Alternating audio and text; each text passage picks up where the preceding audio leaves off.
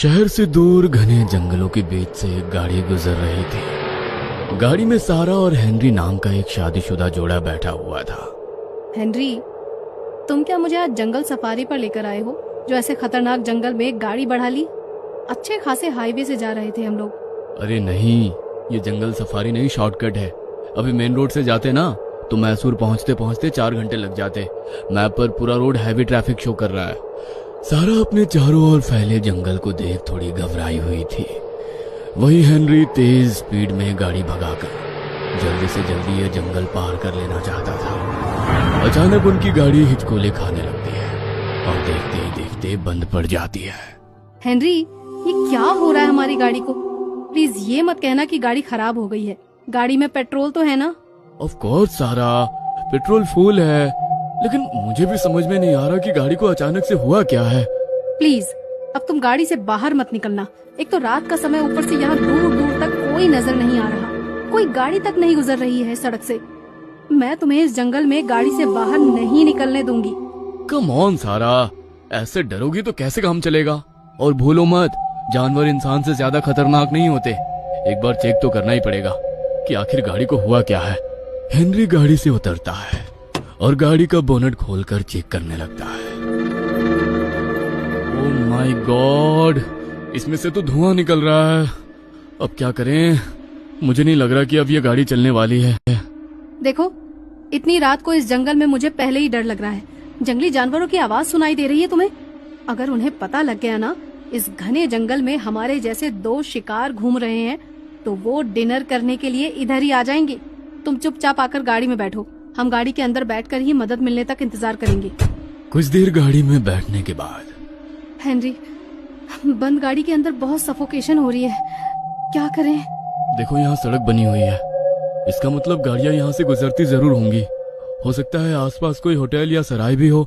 चलो एक बार हिम्मत करके रात बिताने के लिए कोई मदद मांगते हैं। यहाँ गाड़ी में बैठना सेफ नहीं है। घबराते हुए सारा और हेनरी जंगल में थोड़ा आगे बढ़ने लगते हैं। वो देखो, उधर से लाइट दिखाई दे रही है, जरूर वहाँ कोई कॉटेज होगा। चलो उधर हमें हेल्प जरूर मिलेगी। रोशनी की डायरेक्शन में आगे बढ़ते हुए सारा और हेनरी एक पुरानी सी हवेली के सामने पहुंच जाते हैं। हेनरी, इतने घने जंगल के बीच में ये हवेली किसकी होगी? कौन रहता होगा यहाँ? अरे यार, किसी की तो होगी ही ना। होगा कोई जिसे शहर से दूर शांति में रहना पसंद हो। तुम छोड़ो ना ये सब। हेनरी उस बड़ी सी हवेली का दरवाजा खटखटाता है। कुछ ही पलों में वो पुराना और जंग लगा दरवाजा तेज आवाज के साथ खुलता है और अपने सामने उन्हें हाथ में छड़ी पकड़े हुए एक बूढ़ी औरत नजर आती है। बूढ़ी महिला काफी उम्र दराज नजर आ रही थी। उसका चेहरा सफेद और झुर्रीदार नजर आ रहा था। सारा और हेनरी को देखकर वो बूढ़ी महिला मुस्कुराने लगती है। आओ आओ बच्चों, स्वागत है तुम्हारा। साधारण से सुनाई देने वाले ये शब्द उस बुढ़िया के मुंह से सुनकर ना जाने क्यों सारा को कुछ अजीब सा महसूस हुआ। अब हम लोग यहीं जंगल वाली सड़क से गुजर रहे थे, अचानक हमारी मुझे पता है तुम्हारी गाड़ी खराब हो गई है। तुम्हें रात बिताने के लिए जगह चाहिए, इसीलिए मेरे बंगले में चले आए, यही ना? अरे भाई, ऐसे आंखें फाड़कर हैरानी से क्या देख रहे हो? अब इस सुनसान जंगल में पिकनिक मनाने तो कोई आता नहीं। गाड़ी ही खराब हुई होगी, इसीलिए आए होंगे। चलो अब ज्यादा सोचो मत, आओ मेरे साथ। बूढ़ी उन्हें लेकर बड़े से बंगले के गलियारे से गुजरने लगती है। हेनरी, तुम्हें ये सब कुछ अजीब नहीं लग रहा? इस सुनसान जंगल में अचानक से हमें ये बंगला मिल गया और फिर इन्होंने हमें बिना कुछ भी पूछे अपने घर में रुकने की परमिशन भी दे दी। सारा, तुम क्यों सब कुछ कॉम्प्लिकेटेड करने पर तुली हुई हो? अरे आज रात की बात है, माना कि ये थोड़ी अजीब है, लेकिन अब घने जंगल के बीच में 5 स्टार होटल की फैसिलिटी तो नहीं मिलेगी ना। इस बंगले में रहेंगे तो कम से कम जंगली जानवरों का खतरा तो नहीं रहेगा। अब आपका बंगला तो बहुत बड़ा है और बहुत पुराना भी नजर आता है। इतने बड़े बंगले में आप अकेली रहती हैं? आपकी फैमिली में और कौन कौन है? अकेली? अकेली नहीं हूँ मैं। थोड़ी देर में पता चल जाएगा तुम्हें कि यहाँ और कौन कौन रहता है। इतनी भी क्या जल्दी है? आप हमें हमारा रूम दिखा दीजिए प्लीज। काफी रात हो गई है और सुबह हमें जल्दी ही निकलना होगा। हाँ हाँ, क्यों नहीं। ये लो, यही है तुम्हारा कमरा। कमरे में पहुंचकर सारा और हेनरी की थोड़ी सांस में सांस आ गई थी। जल्दी से सो जाते हैं, सुबह जल्दी उठकर यहाँ से बाहर निकलते हैं। मुझे ये जगह कुछ ठीक नहीं लगी है। ये बुढ़ी कुछ ज्यादा ही मिस्टीरियस नहीं लगी तुम्हें? बात कम करती है और डराती ज्यादा है। अरे छोड़ो ना उनको, तुम चेक करो तुम्हारे मोबाइल में नेटवर्क आया क्या? पता नहीं ऐसा क्या है यहाँ कि मोबाइल में नेटवर्क ही नहीं है। पता नहीं क्या हो रहा है हमारे साथ। हेनरी और सारा अपने कमरे में लेट जाते हैं। कुछ ही देर में वे लोग गहरी नींद में पहुंच गए थे। पता नहीं ये रात कौन सा पहर था। सारा गहरी नींद में थी। नींद में ही उसने महसूस किया कि जैसे उसे 3 लोगों ने घेर रखा है और वे कुछ अजीबोगरीब से मंत्र पढ़कर उसके ऊपर कुछ छिड़क रहे हैं। सारा घबरा कर उठ बैठती है तो खुद को एक अनजान से कमरे में पाती है। हेनरी, कहाँ हो तुम? ये तो वो कमरा नहीं है जहाँ हम सोए थे। ये मैं कहाँ आ गई हेनरी? प्लीज हेनरी, जल्दी आओ, मुझे बहुत अजीब सी फीलिंग्स आ रही है। हेनरी। सारा कमरे में दौड़ते हुए बाहर निकलने के लिए दरवाजा ढूंढ रही थी। सारा जिस कमरे में फंसी हुई थी वहां दीवार में हर तरफ दरवाजे ही दरवाजे लगे थे, लेकिन जैसे ही वो उन दरवाजों को खोलती सामने एक दीवार दिखाई देती। किसी दरवाजे से निकलकर वो वापस पहले वाले दरवाजे के सामने आ जाती, जैसे उस कमरे में बाहर निकलने का कोई रास्ता ही नहीं। मानो कमरा नहीं, एक भूल भुलैया था वो। सारा एक दरवाजे से निकलती, इधर उधर दौड़ती और फिर वापस उसी जगह पहुंच जाती। सारा का डर से हाल बेहाल हो रहा था। अचानक ही उसे कमरे से किसी के रोने की आवाज सुनाई देने लगती है। कौन है वहाँ? मैं पूछती हूँ, कौन है? कौन रो रहा है यहाँ पर? सामने आओ। सारा को इतना कहते हैं रोने की आवाज और तेज हो जाती है। कौन हो तुम? मुझे दिखाई क्यों नहीं देती? कुछ तो है यहाँ। मैंने कहा था हेनरी से मुझे ये घर कुछ ठीक नहीं लग रहा, लेकिन हेनरी ने मेरी बात नहीं मानी। पता नहीं वो किस हाल में होगा। हेनरी, तुम कहाँ हो हेनरी? सारा कमरे से बाहर निकलने का रास्ता ढूंढ रही थी, तभी उसे दीवार पर एक आकृति दिखाई देती है। सारा उसे छू कर देखती है तो वो उसे कुछ अजीब सा लगता है। सारा उस आकृति को घुमा कर देखती है।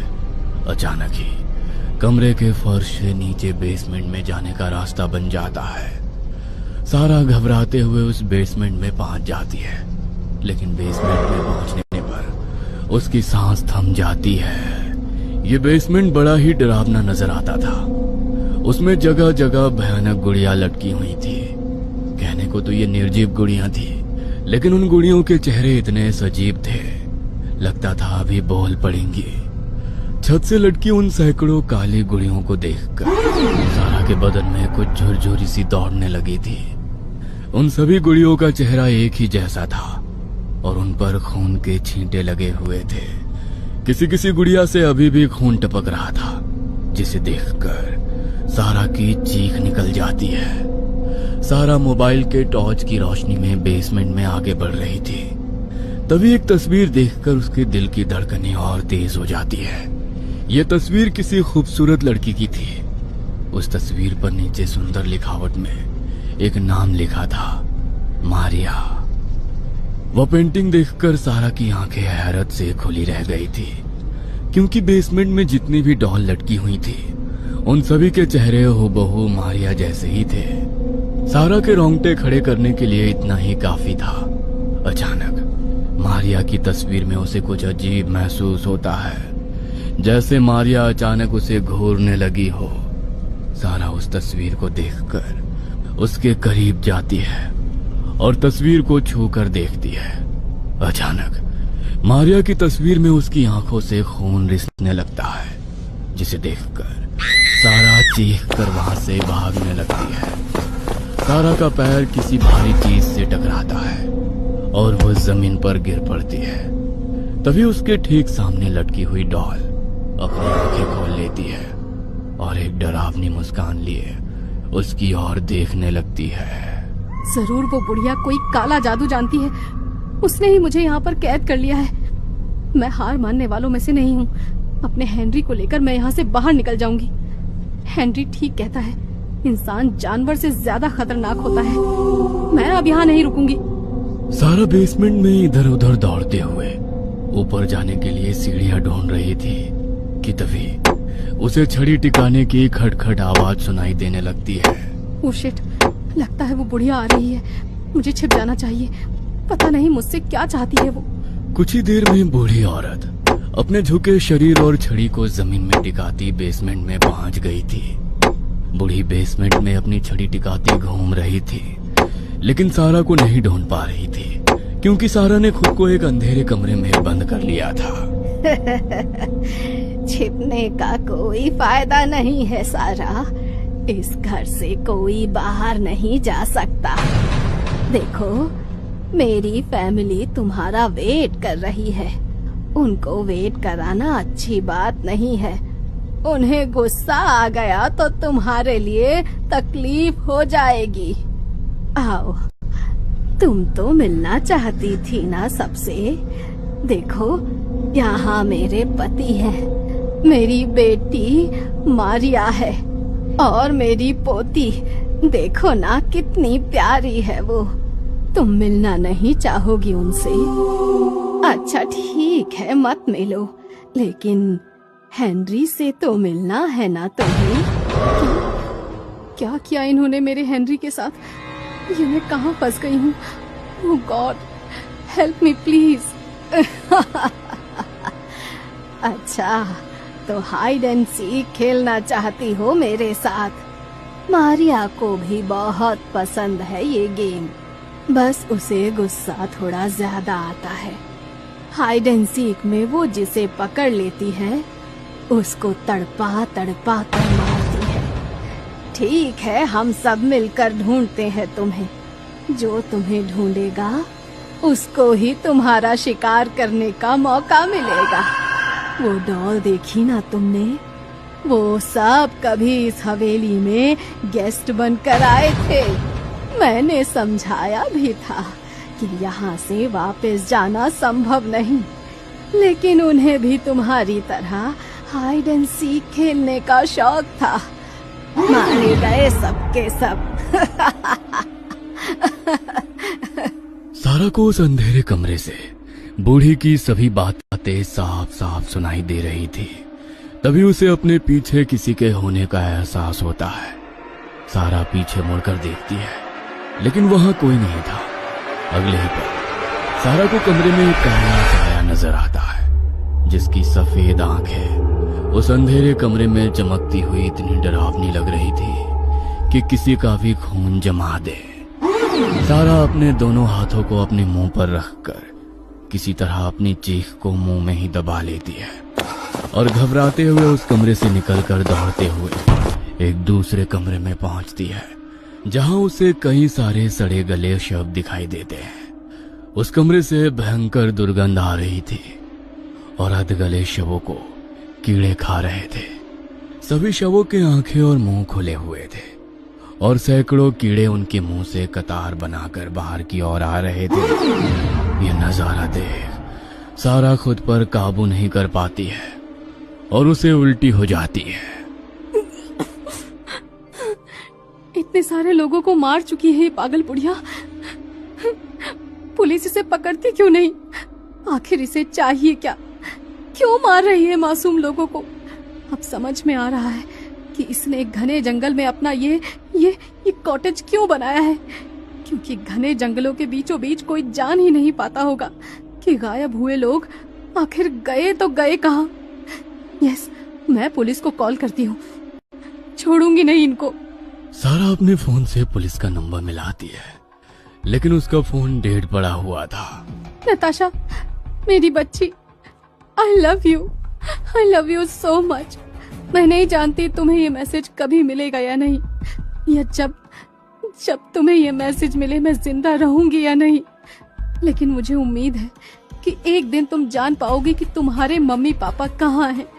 मैं तुम्हें अपनी लोकेशन शेयर कर रही हूँ। टेक केयर बेटा, मुझे उम्मीद है आज नहीं तो कल तुम अपने मॉम डैड को ढूंढते हुए आओगी जरूर। अपनी बेटी के लिए मैसेज रिकॉर्ड करके सारा सेंड बटन दबा देती है, लेकिन अभी भी मैसेज सेंड नहीं होता, जिसे देखकर सारा फिर से फूट फूट कर रोने लगती है। क्या सारा इस हाउस से निकल पाएगी? क्या नताशा को कभी पता चलेगा उसके माता पिता कहाँ हैं? क्या है इस घर की स्टोरी? जानने के लिए अगला भाग देखना ना भूलें। इस कमरे से इतनी दुर्गंध है कि अगर मैं कुछ देर और यहाँ रही तो इस बदबू से मेरा दिमाग सड़ जाएगा। सांस लेना भी मुश्किल हो रहा है यहाँ। ये मैं कहाँ फंस गई हूँ? Please God, please help me. Henry पता नहीं कैसा होगा। तभी सारा को किसी छोटी बच्ची के हंसने खिलखिलाने और नर्सरी राइम्स गाने की आवाज सुनाई देने लगती है। ये बच्ची कौन है यहाँ? क्या मेरे अलावा कोई और भी फंसा हुआ है यहाँ पर? क्या वाकई इस हवेली में उस बुढ़िया की कोई पोती रहती है? हो सकता है कि बच्ची अपनी दादी की तरह ना होकर थोड़ी नॉर्मल हो। हाँ। सारा उठकर कमरे की हॉल में से बाहर झांकने की कोशिश करती है। बाहर उसे एक 5 साल की छोटी सी बच्ची उछल कूद करती हुई नजर आती है। ये बच्ची तो एकदम नॉर्मल लग रही है। इस बुढ़िया की पोती यही है क्या? इस बच्ची से पूछती हूँ यहाँ से बाहर निकलने का रास्ता किधर है। हो सकता है कि मेरी कुछ मदद कर सके। सारा धीरे से अपना दरवाजा खोलती है और सामने खेल रही बच्ची को आवाज लगाती है। बेटा, बेटा सुनो, क्या तुम मुझे यहाँ से बाहर निकलने का रास्ता बता सकती हो? तुम इस हवेली में रहती हो क्या? सारा की आवाज सुनकर अभी तक दरवाजे की ओर पीठ करके खेल रही बच्ची सारा की ओर मुड़कर देखती है। उस बच्ची को देखकर सारा के मुंह से एक जोरदार चीख निकल जाती है। बच्ची का पूरा चेहरा खून से लथपथ था। सर के ऊपर एक गहरी चोट का निशान दिखाई दे रहा था। ऐसा लगता था किसी ने भारी भरकम चीज उसके सर में दे मारी हो। अपने सर से बहते खून से बेखबर वो बच्ची आराम से वहां बैठी हुई थी। सारा को देखकर अचानक उस बच्ची के चेहरे के भाव बदलने लगते हैं और उसके शरीर की हड्डियां एक एक कर चट चट की आवाज के साथ टेढ़ी मेढ़ी होने लगती है। बच्ची का चेहरा दूसरी ओर घूम जाता है और पैर भी उलट जाते हैं। ये सब देखकर सारा का दिल उछल कर मानो उसके मुंह में आ गया था। रोते हुए वो वहां से भागना शुरू कर देती है। पीछे से उसे फिर से उस लड़की की नर्सरी राइम्स गाने और डरावनी हंसी हंसने की आवाज सुनाई देने लगती है। इस सुनसान हवेली के अनगिनत कमरों के पीछे ना जाने कितने राज दफन थे। सारा मदद की तलाश में बेसमेंट के एक कमरे से होते हुए दूसरे कमरे में दौड़ लगा रही थी, लेकिन वो नहीं जानती थी उसकी ये लुका छिपी कितने समय और चलने वाली है। एक सुनसान से दिखाई देने वाले कमरे में सारा जाकर सिमटकर एक कोने में बैठ जाती है और आसपास हो रही हलचलों पर बारीकी से नजर रखने लगती है। अचानक ही उसे घड़ी के 2 बार घंटे बजने की आवाज सुनाई देती है और उसी के साथ किसी के भयानक रूप से चीखने की आवाज भी उसके कानों में पड़ने लगती है। इससे पहले कि सारा कुछ भी समझ पाती, एक झटके से कमरे के पीछे की तरफ का दरवाजा खुल जाता है और धीमे कदमों से कोई उस कमरे के अंदर आने लगता है। सारा के दिल की धड़कन तेज हो गई थी। डरते हुए सारा धीरे से खुले हुए दरवाजे की ओर देखती है। सामने का नजारा देखकर उसकी आंखें हैरत से खुली रह जाती है। दरवाजे से हेनरी धीमे कदमों से धीरे धीरे उसकी ओर ही चला आ रहा था। हेनरी को अपनी ओर आता देखकर सारा हक्की बक्की रह जाती है और अपनी जगह से उठकर खड़ी हो जाती है। एकाएक वहीं सड़ी गली लाशें आकर हेनरी के ऊपर टूट पड़ती है। हेनरी की चीखों और खून के छींटों से अगले कुछ पल सारा के लिए बिल्कुल धुंधले से पड़ जाते हैं। कुछ ही पलों के भीतर हेनरी खून से लथपथ होकर सारा के सामने जमीन पर गिर पड़ता है। हेनरी के शरीर से खून का एक एक कतरा चूस लेने के बाद वे सारे मुर्दे फिर से बेजान होकर वहीं गिर पड़ते हैं। जान से भी ज्यादा प्यारे हेनरी को उन डरावनी लाशों के बीच ऐसे पड़ा देख सारा के होश उड़ जाते हैं और वो पागलों की तरह चिल्लाने लगती है। सारा बिल्कुल बेसुध हो गई थी। तभी एक बार फिर से सारा को छड़ी की टक टक सुनाई देनी शुरू हो जाती है। देखा, मैंने कहा था ना, मैं तुम्हें ढूंढ लूंगी। चलो अब अच्छे बच्चों की तरह आओ मेरे पास। कौन हो तुम? मैंने क्या बिगाड़ा है तुम्हारा? क्या चाहती हो मुझसे? चली जाओ, चली जाओ। अभी भी नहीं समझी तुम? ज्यादा परेशान मत हो, तुम्हें भी तुम्हारे हेनरी के पास जाने में ज्यादा देर नहीं लगेगी। मेरे हेनरी को मार डाला। हेनरी! बिल्कुल भी दर्द नहीं होगा। हेनरी को भी समझाया था मैंने, ये लुका छुपी का खेल ना खेले, लेकिन उसने मेरी बात नहीं मानी। देखो क्या हुआ उसका। लेकिन तुम समझदार हो तो मेरी बात मानोगी ना? तुम्हारे हेनरी की मौत बर्बाद हो गई, मरकर भी किसी के काम नहीं आया, लेकिन तुम मेरे काम आओगी। वो तुम्हारा इंतजार कर रहा है। सारा खून उगलती आंखों से उस बूढ़ी औरत की तरफ देखती है और पास में ही टेबल पर रखा हुआ कांच का एक फूलदान उठाकर बुढ़िया के सर पे तीर मारती है। सर पर वार होने के कारण बुढ़िया दर्द से करा उठती है और जमीन पर गिर जाती है। बुढ़िया को इस तरह जमीन में गिरा देखकर सारा उठकर खड़ी हो जाती है और फूलदान को उठाकर एक के बाद एक बुढ़िया के सर पर वार करना शुरू कर देती है। बुढ़िया का चेहरा खून से बुरी तरह लथपथ हो चुका था। कुछ ही पलों में उसका शरीर बिल्कुल शांत पड़ गया था। बुढ़िया के शरीर में कोई हलचल होते ना देखकर सारा पागलों की तरह हंसने लगती है।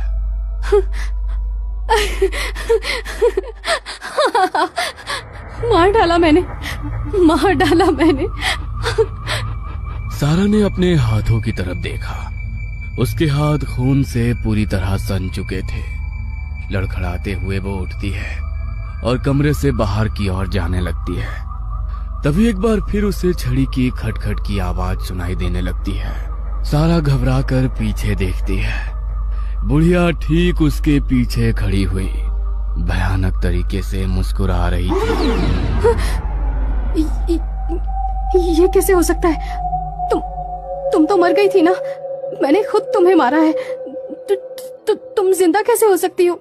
सारा के इतना कहते ही बुढ़िया और जोर जोर से हंसने लगती है और अपने सर पर लगे जख्मों से रिश्ते खून पर हाथ फिराकर उसे किसी नरभक्षी जानवर की तरह चाटने लगती है। नहीं, ये सच नहीं हो सकता। नहीं।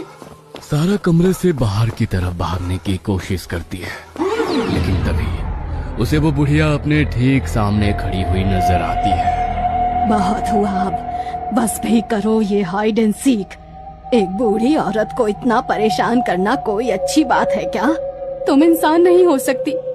अभी तो तुम मेरे पीछे थी ना, इतनी जल्दी यहाँ कैसे आ गई तुम? ओह गॉड, ये सब क्या हो रहा है मेरे साथ? सारा का दिमाग इस समय कुछ भी सोचने समझने की शक्ति खो चुका था। अभी अभी जो उसने अपनी आंखों से देखा, अपनी आंखों से भी उस पर विश्वास कर पाना उसके लिए बहुत कठिन था। तो क्या ये बूढ़ी औरत और उसकी पोती मर चुके हैं और उनकी आत्मा इस हवेली में भटक रही है? और वो मरे हुए लोग जिनकी डेड बॉडी अभी कुछ देर पहले उसने एक कमरे में देखी थी, जिन्होंने उसकी आंखों के सामने उसके पति को किसी राक्षस की तरह मार डाला। दर्जनों सवाल एक साथ सारा के दिमाग में घूम रहे थे। इससे पहले कि सारा इन सवालों का जवाब ढूंढ पाती, वो बूढ़ी औरत अपनी स्टिक को हवा में लहराती है और सारा की गर्दन पर एक जोरदार वार कर देती है। लोहे की छड़ी से गर्दन पर चोट लगते ही सारा जमीन में गिर पड़ती है और उसके सर से खून बहने लगता है। कुछ पलों में सारा अपने होश खो चुकी थी।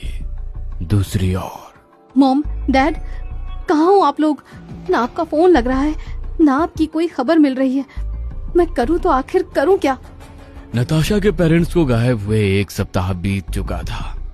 नताशा ने अपनी तरफ से अपने पेरेंट्स के बारे में पता लगाने की पूरी कोशिश की थी, लेकिन कुछ भी पता नहीं लग पा रहा था। पुलिस भी जांच करके थक गई थी, लेकिन अभी तक पुलिस के हाथ में भी कुछ नहीं लग पाया था। हेनरी और सारा पुलिस की फाइलों में गुमशुदा होकर बंद हो गए थे। कोई नहीं जानता था कि आखिर बीच रास्ते से वो दोनों कब और क्यों और कैसे गायब हो गए। पुलिस अपनी तरफ से ये केस लगभग बंद कर चुकी थी। एक दिन अचानक सारा के मोबाइल से भेजे हुए मैसेज उसकी बेटी के मोबाइल पर रिसीव हो जाते हैं। मॉम ने मुझे एक लोकेशन भेजी है। इसका मतलब मॉम और डैड यहाँ पर रुके हुए हैं। लेकिन फिर मॉम ने ऐसा क्यों कहा कि पता नहीं वो अब तक होंगी या नहीं। कहीं वो दोनों किसी बहुत बड़ी मुसीबत में तो नहीं फंस गए हैं। नहीं मॉम, मैं आप दोनों को कुछ नहीं होने दूंगी। आप चिंता मत करो, पुलिस आप तक पहुँचे ना पहुँचे, मैं आप तक पहुँच कर ही रहूंगी। सारा की बेटी बार बार अपने मॉम डैड का फोन डायल करती है, लेकिन दोनों में से किसी के भी नंबर पर कॉल कनेक्ट नहीं हो पाती। पता नहीं अब कॉल कनेक्ट क्यों नहीं हो रहा है। बार बार आउट ऑफ कवरेज एरिया दिखा रहा है। नताशा अपना बैग पैक करती है और कार से अपने पेरेंट्स को ढूंढने निकल पड़ती है। लोकेशन की मदद से नताशा उस बंगले तक पहुंच जाती है और दरवाजे पर पहुंचकर बेल रिंग कर देती है। स्वागत है मेरे बच्चे, मैं कब से तुम्हारा इंतजार कर रही थी। मेरा इंतजार? लेकिन आपको कैसे पता कि मैं यहाँ आने वाली हूँ? आप मेरा इंतजार क्यों करेंगी? मैं तो आपको जानती तक नहीं। परेशान मत हो, जल्दी ही सब जान जाओगी। इतने बड़े बंगले में रहने के लिए कोई साथी तो चाहिए होता है ना, इसीलिए मैं हमेशा मेहमानों का इंतजार ही करती रहती हूँ। इसी बहाने कुछ समय के लिए ही सही मेरा मन बहल जाता है। अंदर आओ, कुछ खाने पीने के लिए चाहिए? नहीं, बस थोड़ा पानी मिल सकता है। तुम बैठो, मैं अभी लाती हूँ। बूढ़ी औरत पानी लेने के लिए चली गई थी। तभी नताशा को किसी छोटी बच्ची के हंसने खिलखिलाने और राइम्स गाने की आवाज सुनाई देने लगती है।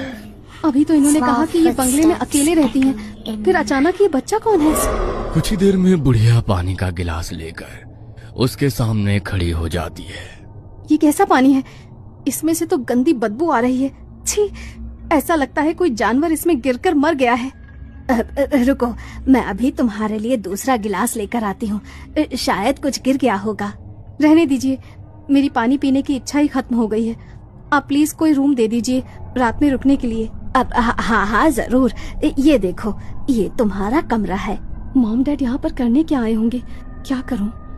इस बूढ़ी औरत से ही पूछ लूं क्या अपने मॉम डैड के बारे में? ये घर मुझे इतना मिस्टीरियस सा क्यों लग रहा है? पहले फ्रेश हो जाती हूँ, उसके बाद पता लगाने की कोशिश करती हूँ। नताशा बाथरूम में जाती है और मुंह हाथ धोने के बाद बाथरूम का दरवाजा खोलने की कोशिश करती है। ये दरवाजा लॉक कैसे हो गया? कोई है? कोई है? मदद करो, मैं यहाँ फंस गई हूँ। नताशा बाथरूम का दरवाजा पीट पीट कर मदद के लिए पुकार रही थी, लेकिन जैसे उसकी पुकार सुनने वाला वहाँ कोई भी नहीं था। खोलो दरवाजा, मैं कहती हूँ मुझे बाहर निकालो, कोई है? नताशा रोते हुए एक बार फिर से बाथरूम के दरवाजे में लात मारती है। उसकी उम्मीद के विपरीत इस बार बाथरूम का दरवाजा ऐसे खुल जाता है जैसे वो कभी बंद ही नहीं हुआ था। वो दौड़कर बाथरूम से बाहर आती है, लेकिन बाथरूम के बाहर उसे कोई भी नजर नहीं आता। ये दरवाजा लॉक किसने किया था? यहाँ तो कोई भी नहीं है। नताशा घबराते हुए वापस अपने बेड पर आकर बैठ जाती है। तभी उसे अपने कमरे में उड़ती हुई एक मधुमक्खी नजर आती है। मधुमक्खी बार बार आकर नताशा के कान के पास आकर गुनगुन की आवाज कर रही थी। तभी मधुमक्खी नताशा के कान में डरावनी आवाज में उसका नाम फुसफुसाने लगती है। नताशा। क्या मैंने अभी सुना? मधुमक्खी ने मेरा नाम पुकारा। नताशा घबराकर दरवाजे की ओर जाती है और जैसे ही दरवाजा खुलता है सामने उसे वही बूढ़ी औरत खड़ी हुई नजर आती है। आप यहाँ? तुम्हारे लिए पानी का जग लाई थी। क्या हुआ, तुम घबराई हुई नजर आ रही हो? वो पता नहीं किसने मुझे बाथरूम में लॉक कर दिया था। सो जाओ, पुराना घर है, कभी कभी हो जाता है। नताशा वापस अपने कमरे में आकर लेट जाती है, लेकिन अब उसकी आंखों में नींद नहीं थी। ये हवेली अब उसे बहुत ही डरावनी महसूस हो रही थी। सर्च शुरू करती हूँ। वो बुढ़िया भी अभी तक सो गई होगी। कहीं ऐसा तो नहीं इस बुढ़िया ने ही मॉम डैड को यहाँ पर कैद करके रखा हो। लेकिन ये ऐसा क्यों करेगी? क्या नताशा अपने मॉम और डैड का सच जान पाएगी? आखिर क्या है इस हवेली का रहस्य? जानने के लिए देखना ना भूले। कुछ तो है इस हवेली में। मुझे इस बुढ़िया से भी थोड़ा अलर्ट ही रहना होगा। मुझे ये कुछ ठीक नहीं लग रही। पता नहीं क्यों जब भी आसपास होती है इतनी नेगेटिविटी सी क्यों फील होती है। आखिर मॉम डैड इस हवेली में आए क्यों होंगे? और सबसे इम्पोर्टेंट बात यह है कि घने जंगल के बीचों बीच ये हवेली किसने और क्यों बनवाई होगी? मैं जितना भी अपने दिमाग पर जोर डालती हूँ उतना ही उलझती जाती हूँ। मॉम डैड, आप लोग कहाँ हो? I miss you mom. Mom देखो मैं आ गई, आपकी बेटी आ गई। मॉम कहाँ हो आप लोग? नताशा अपने बिस्तर पर लेटकर अपनी मॉम डैड को याद करते हुए आंसू बहा रही थी कि तभी एक बार फिर उसके कानों के आसपास उड़ती हुई एक मधुमक्खी उसे नजर आती है, जिसे नताशा अपने हाथ से झटक देती है। लेकिन नताशा के बार बार उस मधुमक्खी को हटाने के बाद भी वो मधुमक्खी जू जू आवाज करके उसके चेहरे के आसपास ही मंडरा रही थी। टेबल पर रखी हुई बुक से नताशा उस मधुमक्खी को मारने की कोशिश करती है और उसके बाद वो मधुमक्खी नताशा को दिखाई देनी बंद हो जाती है। कैसी जगह है ये? और ये मधुमक्खी तो ऐसा लग रहा है जैसे हाथ धोकर मेरे पीछे पड़ गई है। एक तो वैसे ही इस भूत बंगले में मुझे नींद नहीं आ रही। आंख बंद करके बिस्तर पर लेट जाती है। अभी कुछ मिनट बीते होंगे कि एक बार फिर नताशा के कानों में उस मधुमक्खी की जू जू सुनाई देने लगती है। अचानक ही नताशा को मधुमक्खी की आवाज के बीच में एक बार फिर से फुसफुसाते हुए अपना नाम सुनाई देता है। नताशा, तुम जानना चाहती हो ना कि तुम्हारे मॉम डैड के साथ क्या हुआ? ये सब मेरे मन का वहम है या मैंने सचमुच अभी अभी वो सब सुना? कमरे में तो कोई भी नहीं है। ये आवाज आखिर कहाँ से आ रही है? नताशा समझ ही नहीं पा रही थी कि आखिर ये कैसे संभव है कि एक मधुमक्खी उसके कान में आकर उससे इंसानों की तरह बात कर रही है। नताशा का चेहरा घबराहट और डर से पीला पड़ने लगा था। अचानक ही नताशा के कमरे में लगी हुई एक बड़ी सी पेंटिंग नीचे गिरकर टूट जाती है। पेंटिंग के नीचे गिरने की आवाज सुनकर नताशा बिल्कुल चौंक कर पेंटिंग की ओर देखती है। उसके चेहरे के आसपास 2-3 चक्कर लगाने के बाद वो मधुमक्खी उस पेंटिंग की तरफ बढ़ने लगती है। नताशा के पांव अपने आप मधुमक्खी के पीछे पीछे बढ़ गए थे। पेंटिंग के नजदीक जाकर उसने देखा कि उस टूटी हुई पेंटिंग के बैक साइड में से एक चाबी का गुच्छा लटका हुआ दिखाई दे रहा है। चाबी के आसपास जाकर मंडराने लगती है। ये चाबी, ये कहाँ की चाबी है और इस पेंटिंग के अंदर छुपा कर क्यों रखी गई होगी? क्या ये कोई इशारा है या फिर मैं इस पहेली के चक्रव्यूह में धंसती जा रही हूँ? इससे पहले कि नताशा कुछ भी समझ पाती, वो मधुमक्खी कमरे से बाहर निकल जाती है। नताशा भी दबे पांव मधुमक्खी के पीछे पीछे चल रही थी। मधुमक्खी का पीछा करते करते नताशा एक दरवाजे तक पहुंचती है जहां ताला लटका हुआ था। अपने हाथ में उठाए हुए उस चाबी के गुच्छे में से एक चाबी उस ताले में लगाती है और उसी के साथ वो ताला खुल जाता है। घबराते हुए नताशा सीढ़ियों से नीचे की ओर जाती है। ये सीढ़ियां शायद नीचे बेसमेंट की तरफ जा रही थी। सीढ़ियों पर गहरा अंधेरा छाया हुआ था। नताशा ने अपने मोबाइल की फ्लैशलाइट ऑन की और वो सीढ़ियों से नीचे उतरने लगी। अचानक ही एक छोटी सी बच्ची के राइम्स गाने की आवाज उसके कानों में पड़ी। Ringa, ringa, roses, pocket full of posies. Tissue, we all fall down. किसी बच्ची की आवाज। लॉबी से गुजरते हुए नताशा को काले कपड़े से बनी ढेरों डरावनी गुड़िया लटकती नजर आती है, जिन्हें देखकर नताशा का दिल धक से रह जाता है। जितना मैंने सोचा था ये हवेली उससे कई गुना ज्यादा मिस्टीरियस है। लेकिन क्या राज है इन सब चीजों का? चारों तरफ लटकी हुई उन काले कपड़ों की डरावनी डॉल्स को देखकर एक पल के लिए नताशा की पांव वहीं थम गए थे।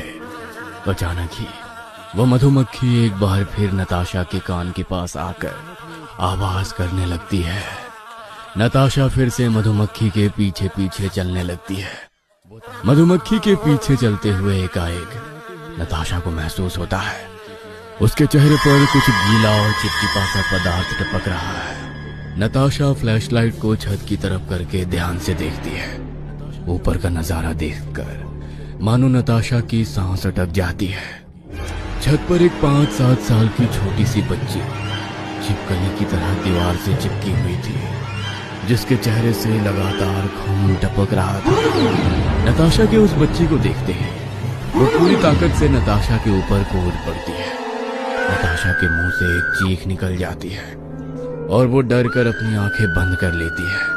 लेकिन अगले ही पल उसे महसूस होता है कि वो बच्ची तो उसके ऊपर कूदी ही नहीं, उसके सामने खड़े होकर जोर जोर से हंस रही है। ये बच्ची ये वहां कैसे पहुंच गई?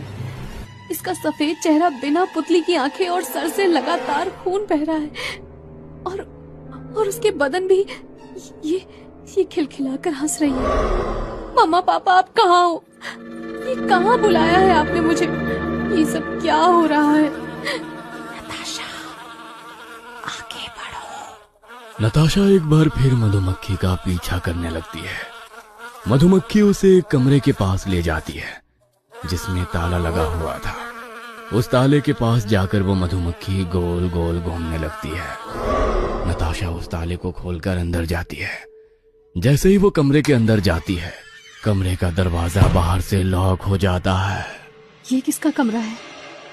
अपने आप लॉक कैसे हो गया? और वो मधुमक्खी, वो भी नजर नहीं आ रही। नताशा कमरे के अंदर पहुंचती है तो देखती है सामने एक औरत बच्ची को अपनी गोद में लिटाए हुए बैठी है। सुनो, क्या आप यहीं रहती हैं? Please help me. क्या यहाँ पर सारा और हेनरी नाम के 2 लोग आए हैं? मैं उन्हें ही ढूंढने के लिए यहाँ आई हूँ। बोलते हुए नताशा उस औरत की नजदीक पहुंच जाती है। नजदीक पहुंचने पर वो देखती है कि उसकी गोद में तो वही बच्ची लेटी हुई है जिसे ये बच्ची तो दूर करो इसे अपने से, इसे दूर करो अपने से। नताशा के इतना कहते ही वो औरत अपना चेहरा ऊपर करती है। उस औरत का चेहरा बिल्कुल सफेद था और होठों के पास से मानो चेहरा कुछ टेढ़ा सा हो गया था। उसे देखकर नताशा के मुंह से चीख निकल जाती है और वो उल्टे पांव दौड़ने लगती है। तभी वो एक बुक शेल्फ से टकराकर जमीन में गिर पड़ती है। उठकर नजर घुमाती है तो कमरे में कोई भी नजर नहीं आता। नताशा एक एक करके उस बुक शेल्फ में रखी हुई किताबें और डायरी को उठाकर पढ़ने लगती है। तभी नताशा के हाथ से छूकर एक फाइल अचानक जमीन पर गिर पड़ती है जिसके अंदर ढेरों अखबार की कटिंग दिखाई पड़ रही थी। नताशा उस कटिंग को पढ़ना शुरू करती है। ये सब तो मिसिंग हुए लोगों की तस्वीरें हैं जो इतने सालों से गायब हुए हैं, लेकिन ये सारी तस्वीरें यहाँ कैसे? नताशा अब और भी तेजी से शेल्फ में रखी फाइल उलटने लगती है। तभी उसके हाथ एक डायरी लगती है। इंस्पेक्टर जगमोहन शिंदे? इसका मतलब ये डायरी किसी इंस्पेक्टर की है। साल 2000 एक के बाद एक कई सारे लोगों की मिसिंग होने की कंप्लेन आ रही थी और हैरानी की बात तो ये थी कि ये सारी कंप्लेन एक ही एरिया के आसपास से आ रही थी। पहले तो मुझे ये लेकिन धीरे धीरे जब मेरी तहकीकात आगे बढ़ी तो सारे सबूत एक बंगले की ओर इशारा करने लगे। मैंने जिस किसी के साथ भी इस बंगले के बारे में डिस्कस किया, सबने मुझे इससे दूर रहने की ही सलाह दी। लेकिन मैं पिछले 1 साल से इस केस पर काम कर रहा था, इसलिए अब पीछे हटने का मेरे लिए कोई मतलब ही नहीं था। मुझे कुछ भी करके इस बंगले और मिसिंग लोगों के बारे में पता लगाना था। इसलिए इस एरिया के आसपास जितने भी लोग थे, मैंने सबसे कांटेक्ट किया। तभी मेरी मुलाकात एक बूढ़े आदमी से हुई जिसने तकरीबन 20 साल पहले इस बंगले को बनाया था। मैंने ही उस बंगले को बनाने का कॉन्ट्रैक्ट लिया था। वहां मत जाना साहब, किसी को नहीं जाना चाहिए उस बंगले में। मनहूस है वो बंगला। मैंने तो साहब को मना भी किया था कि इस जमीन पर कंस्ट्रक्शन ना करे, लेकिन उन्होंने मेरी बातों को मजाक में उड़ा दिया। बंगला बनाते समय साइट पर एक के बाद एक कई मनहूस घटनाएं घटी। उन घटनाओं को देखकर कितनी बार मैंने उस प्रोजेक्ट को छोड़ने के लिए मालिक से बात की, लेकिन मैं पैसा एडवांस में ले चुका था और वो पैसा मुझसे खर्च भी हो गया था। बंगले का काम पूरा करने के अलावा मेरे पास और कोई चारा नहीं बचा था, इसीलिए मजबूरी में मुझे वो काम पूरा करना पड़ा। जितने समय में वो बंगला बनकर तैयार हुआ, वहां पर मेरे कई मजदूरों की जान चली गई, कईयों का मानसिक संतुलन बिगड़ गया और लगभग बहुत अजीब सा था वहां। जो कोई भी हवेली के संपर्क में आया कभी आबाद नहीं हुआ। मुझे देख लो, इस दुनिया में मेरा कोई नहीं, अकेला जीवन बिता रहा हूं मैं। उस बंगले को बनाने के बदले में बहुत पैसा मिला था मुझे। सोचा था सारी जिंदगी सुकून से जीऊंगा, लेकिन बंगले का काम खत्म होने से पहले ही मेरी पत्नी और बच्चे की मौत हो गई। तब से मैं ऐसे ही अकेले अपना जीवन बिता रहा हूँ। उस आदमी की बात सुनकर मेरा मन आशंकाओं से घिर गया था। मेरा ऐसे किसी भी शगुन अपशगुन पर बिल्कुल भी भरोसा नहीं था। मेरा मानना था कि वहां जो कुछ भी हुआ उसके पीछे जरूर किसी न किसी इंसान का ही हाथ होगा। सबसे ज्यादा शक मेरा जमीन के मालिक पर ही था। इस बंगले के बारे में मुझे पता चला कि जो बातें मैंने सुनी थी वो पूरी तरह झूठ नहीं थी। ये जमीन किसी विलियम नाम के आदमी ने सस्ते में खरीदी थी। अपने परिवार के साथ रहने के लिए उसने इस जमीन पर यह बड़ा और आलीशान बंगला बनवाया। दरअसल विलियम एक गैंगस्टर था जो अक्सर पुलिस के निशाने पर रहता था। एक तरह से यह घर उसने अपने परिवार की सेफ्टी और खुद को छुपाने के लिहाज से बनवाया था। जब यह बंगला बनकर तैयार हुआ तो विलियम अपनी पत्नी मैरी और बेटी मारिया के साथ यहाँ आकर शिफ्ट हो गया। विलियम हफ्तों, कई बार तो महीनों तक भी घर लौटकर नहीं आता था। मारिया की पढ़ाई यहाँ रहने पर संभव नहीं थी, इसीलिए मैरी ने 16 साल की मारिया को पढ़ने के लिए हॉस्टल भेज दिया था। अब इस बड़े से बंगले में मैरी बिल्कुल अकेली थी। हवेली में काम करने वाले चंद नौकरों के अलावा इस बंगले में रहने वाला कोई नहीं था। नौकरों ने महसूस किया कि मैरी का व्यवहार गुजरते दिनों के साथ बदलता ही जा रहा है। अक्सर वो बैकयार्ड में लगे हुए झूले पर झूलते हुए अकेले में बड़बड़ाने लगती। कभी अकेले कमरे में बैठकर खिलखिलाकर हंसती तो कभी चीख चीख कर रोने लगती। कभी दीवारों को अपने नाखूनों से खरोचती तो कभी दीवारों पे अपना सर पटकती। मैरी के बंगले में उस समय 2 नौकर काम करते थे। एक दिन मैरी की पालतू बिल्ली उसके कमरे में मरी हुई पाई गई। बिल्ली की स्थिति इतनी खराब थी कि उसकी ओर देखना भी संभव नहीं था। मैरी के पूरे कमरे में बिल्ली के शरीर के टुकड़े बिखरे हुए थे। नौकरों को लगा था कि मैरी को बिल्ली के मौत से सदमा पहुंचेगा, लेकिन उसके उलट मैरी उस बिल्ली को देखकर जोर जोर से हंस रही थी। हवेली में काम करने वाले नौकरों को मैरी की मानसिक स्थिति पर हो रहा शक अब यकीन में बदल गया था। कुछ दिनों के बाद हवेली में काम करने वाला एक नौकर रहस्यमयी तरीके से गायब हो गया। पहले वो बिल्ली और फिर उसके बाद नौकर श्याम के गायब होने के बाद दूसरे नौकर ने इस बंगले की तरफ ऐसी अफवाह फैली कि कोई भी इस बंगले में नौकरी करने के लिए आने को तैयार नहीं हुआ। मैरी के दिन अपने पति के इंतजार में बीतने लगे। कुछ सालों के बाद उसका पति लौटकर इस बंगले में आ गया। विलियम पहले से पुलिस के रडार पर था। इंटेलिजेंस से खबर मिली कि पिछले 1 महीने से विलियम का कोई भी मूवमेंट ट्रेस नहीं हुआ है। आखिरी बार उसे इस बंगले की तरफ आते हुए ही देखा गया था। पुलिस ने बंगले में छापा मारा। अंदर इस बात के सबूत तो मिले कि वो उसी का घर है, लेकिन विलियम इस बंगले में कभी बरामद नहीं हुआ। क्या राज है इस बंगले का? कहाँ गायब हो गया विलियम और किसने मारा है उसे? हवेली से गायब होने वाले लोग आखिर कहाँ चले जाते हैं? यह बंगला शापित है या फिर सारी हत्याओं के पीछे किसी और का हाथ है? सभी सवालों के जवाब जानने के लिए देखना ना भूलें कहानी का अगला भाग। विलियम के गायब होने के बाद उसकी पत्नी से काफी सख्ती से पूछताछ की गई, लेकिन मैरी कुछ भी बताने की हालत में नहीं थी। ऐसा लगता था जैसे उसका मानसिक संतुलन ठीक ना हो। उस दिन के बाद विलियम का जिंदा या मुर्दा कोई सुराग नहीं मिला। इस हवेली में भी फिर वो कभी लौट कर नहीं आया। अपनी पत्नी के साथ भी कभी किसी तरह का कोई संपर्क रखने की कोशिश नहीं की।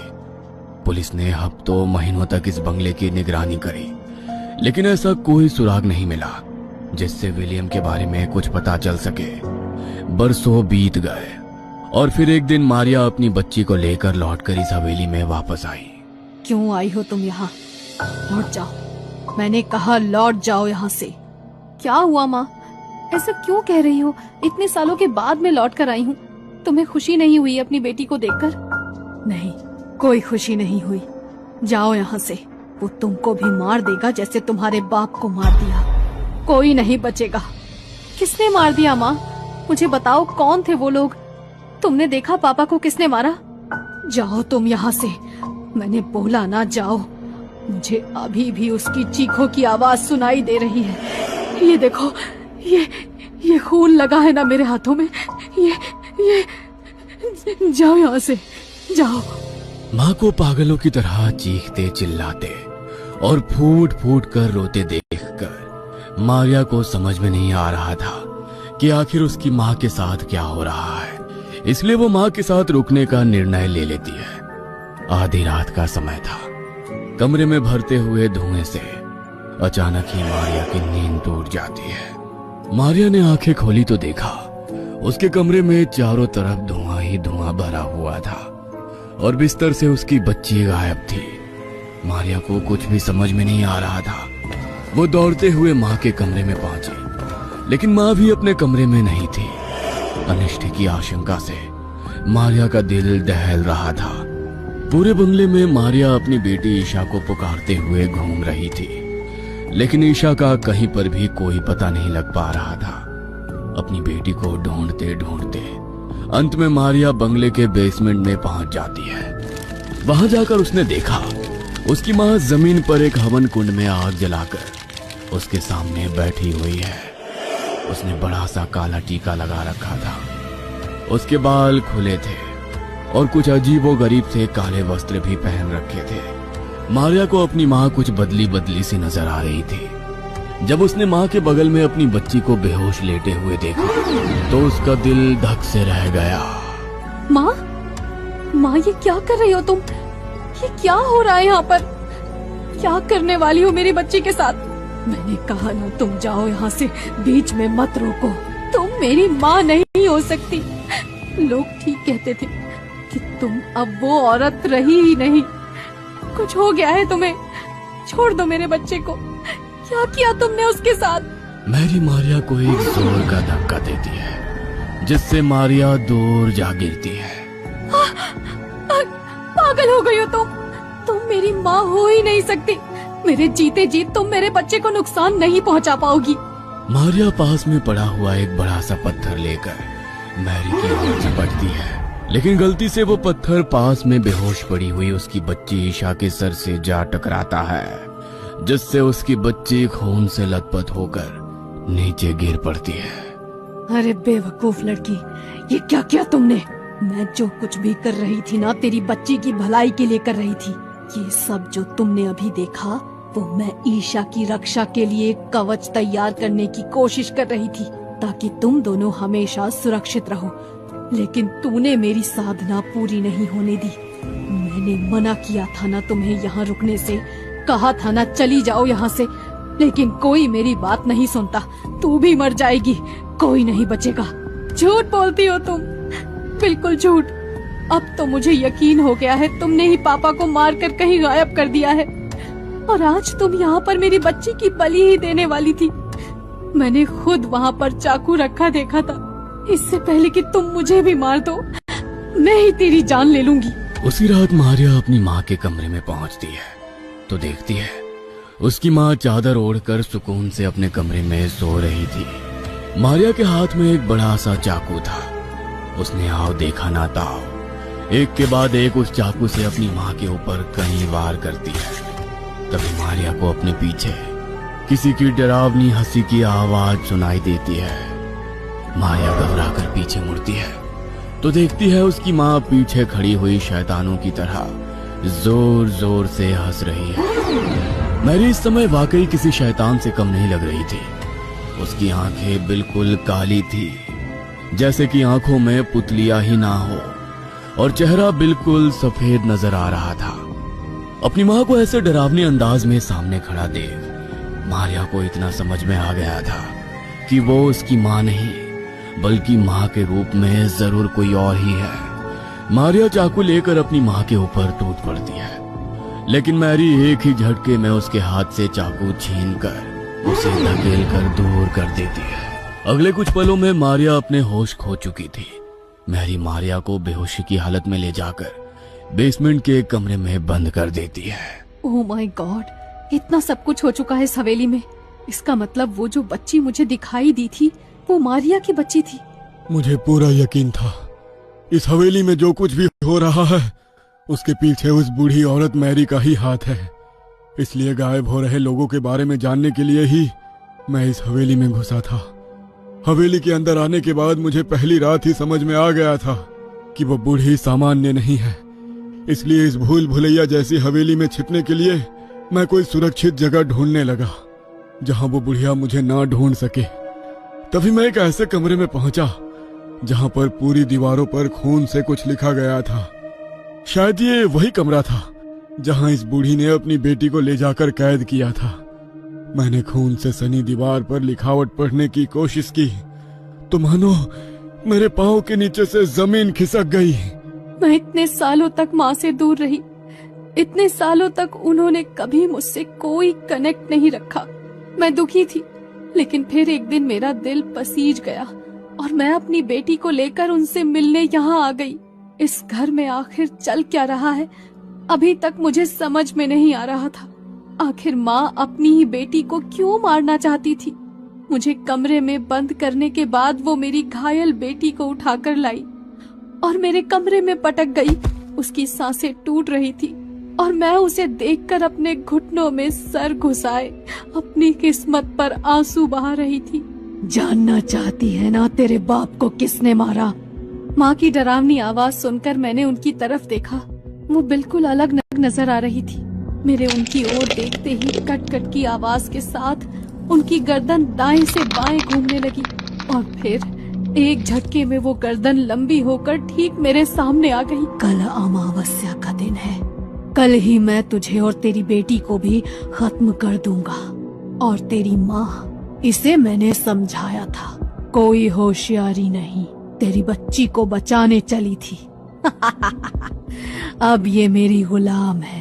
अभी तक तो ये शिकार मुझे ला कर देती थी, लेकिन अब मैं इसके शरीर में रहकर इससे ही शिकार करवाऊंगा।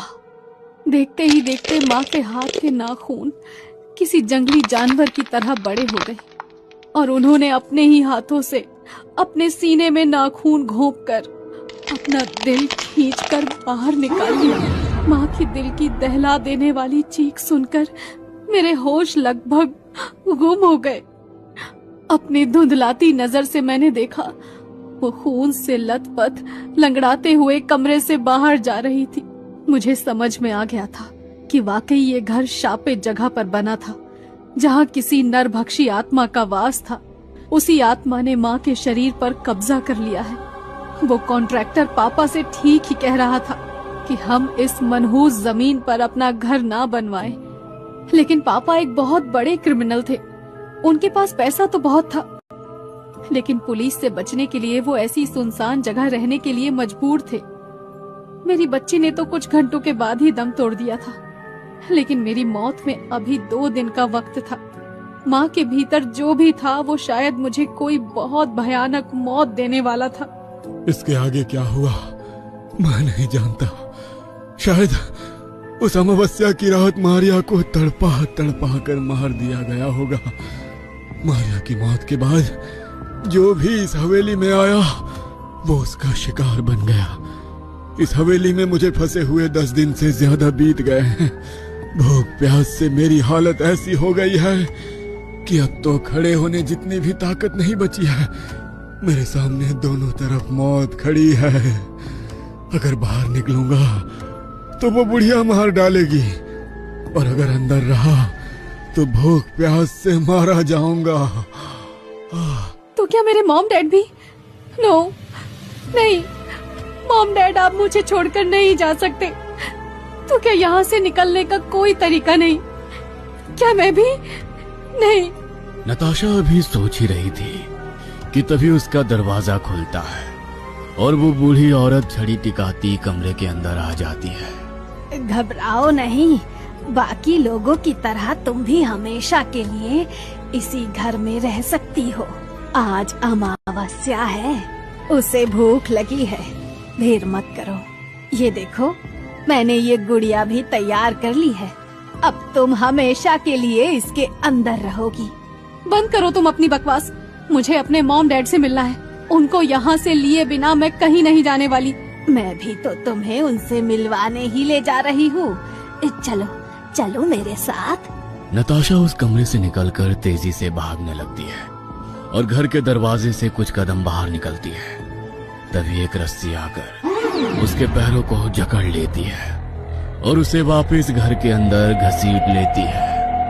नताशा के घर के अंदर आते ही घर का दरवाजा एक बार फिर से बंद हो जाता है और उसके सामने बुढ़िया, छोटी बच्ची मारिया, सभी लोग एक साथ खड़े हुए नजर आने लगते हैं। इतनी सारी आत्माओं को एक साथ अपने सामने खड़ा देखकर नताशा की डर के मारे हालत खराब हो रही थी। वो सब धीरे धीरे कदम बढ़ाते हुए नताशा की ओर बढ़ रहे थे और नताशा दरवाजे को जोर जोर से पीट रही थी।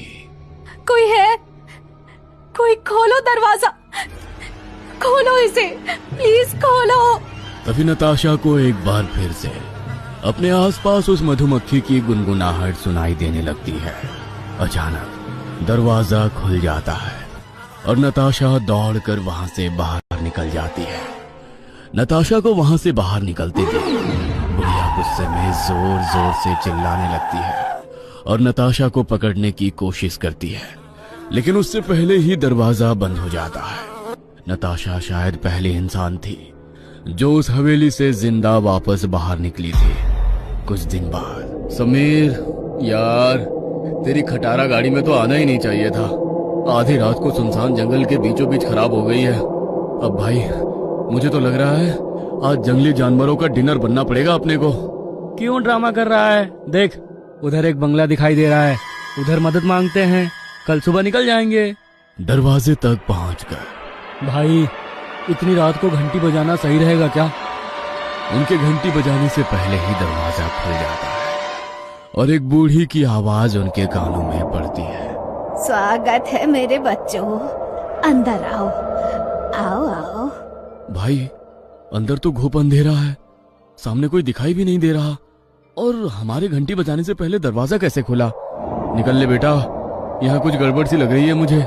मानव और समीर उल्टे पैर दरवाजे से ही दौड़ लगा देते हैं, लेकिन दो हाथ आकर उनके पैरों को पकड़कर उन्हें अंदर घसीट लेते हैं और दरवाजा एक बार फिर से हमेशा के लिए बंद हो जाता है।